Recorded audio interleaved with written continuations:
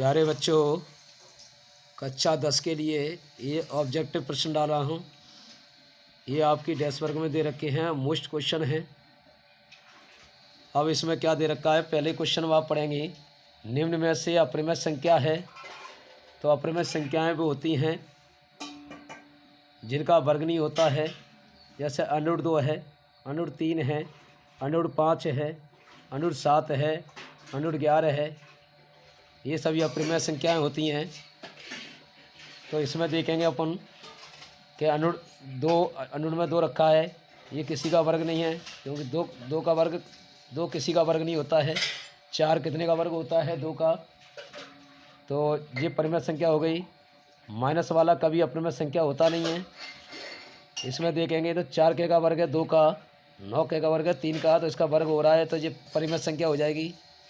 ये भी परिमेय है, और ये ना तो परिमेय है ना अप्रमेय है। ये अपनी बची ए, तो अपना ए ऑप्शन सही है। ये कौन सा है? अप्रमेय संख्या है। ध्यान रखना, √2, √3, √5, √7, √11, ये सब क्या होती हैं? अप्रमेय संख्या होती हैं। इससे इनमें से आए तो ये अप्रमेय संख्या होती हैं। अब अपन दूसरा प्रश्न करेंगे। निम्न में से कौन सा कथन सही है? यदि एचसीएफ और question number a, b into LCM a, b, तो अपन क्या करेंगे? ये गुणा में दे रखा है। एचसीएफ बराबर अपन क्या मान लेंगे? अपन a मान लेंगे। एलसीएम बराबर क्या मान लेंगे? b।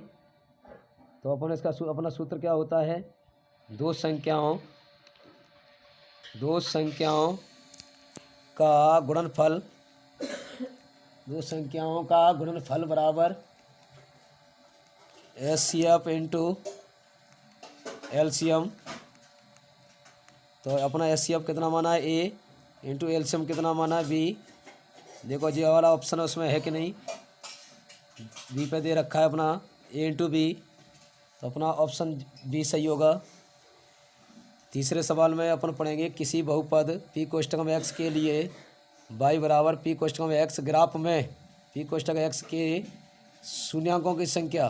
तो शून्यांकों की संख्या देखते हैं कि x अक्ष को ये वाली लाइन कितनी बार काट रही है। तो यहाँ देखेंगे 1, 2 और 3, तो अपना 3 आंसर होगा। देखो इसमें ऑप्शन में a पे 0 दिया है, b पे 1, c पे 2 दे रखा है, और d पे कितना है? 3। तो अपना आंसर कौन सा होगा? d।